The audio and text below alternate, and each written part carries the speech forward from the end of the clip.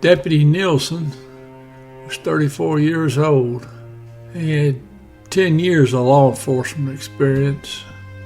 I believe he had 1 year with St. John the Baptist Parish Sheriff's Office. He had a wife, 5 children. His mom and daddy were still alive, and he had a sister. Now, Deputy Triche, he was 27 years old.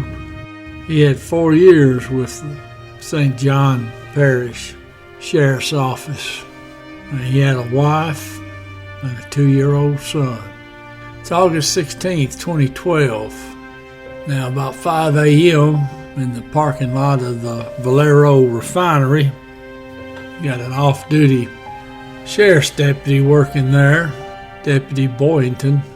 Now, he's in a unmarked police cruiser, and he's just getting him a little overtime. Now, somebody cranks off 4 rounds with a rifle, and from the shots I saw into the car door of his vehicle, I don't know if they were just really close or if they were just a pretty good shot, but now he's hit multiple times. Now, obviously, the call goes out. Police show up there at the refinery. Now, it's not too long after that, police get a tip that a possible suspect or suspects responsible went whipping into the trailer court in LaPlace, which is just down the road.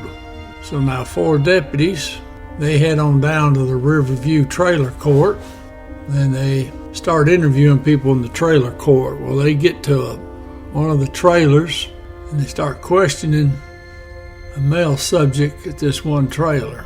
Now, they end up getting in a struggle with him, and they're either trying to cuff him or they do get him cuffed. Now, I believe there's actually possibly a second individual outside with the first one that they're trying to cuff.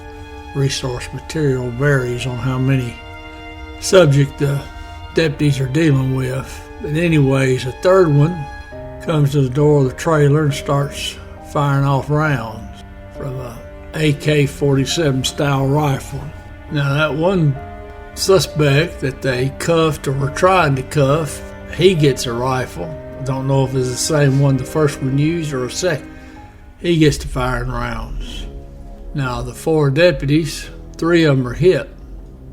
Deputy Triche, Deputy Nielsen, and a 3rd deputy, whose last name is also Triche, no relation to the deputy that was murdered. Now, it would later come out in court that the suspect who was held responsible for killing the 2 deputies, that he wasn't satisfied with wounding the deputies. He allegedly got up pretty well point-blank range on Deputy Nielsen and shot him a few more times with that rifle. Now, the 4th deputy there was not struck by any gunfire.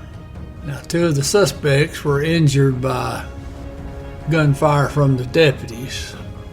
Now, the resource material did not talk about how long it took to get those suspects to come out of the trailer. Evidently, there was a good many people in that trailer. So you had 2 of the suspects that they're pretty sure did the shooting, both shootings.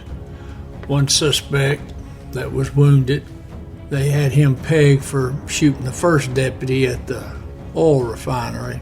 2nd suspect, they had him for the murder of the 2 deputies and the wounding of the 3rd. Now, luckily, the 2 wounded deputies, the one from the trailer court and then the one from the refinery, they survived their injuries. Now, they stayed in the hospital for some months, so you know they was low sick to stay in the hospital that long. Now, the resource material did mention that both deputies had permanent disabilities. Now, the preliminary investigation indicated that all the suspects involved in this were from an extremist group, whose name I will not mention. And now the FBI considers this particular group domestic terrorists, which they certainly are. Now, this particular group has a belief that the government has no jurisdiction over them. Of course, it's kind of odd. They pick and choose when they want to have jurisdictional oversight by the government and the times when they don't. But now this evidently was a generational thing in this family.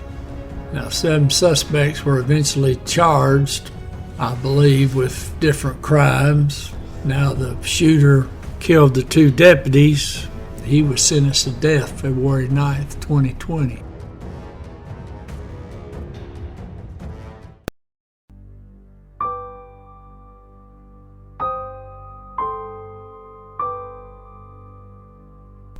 Deputy Brandon Joseph Nielsen.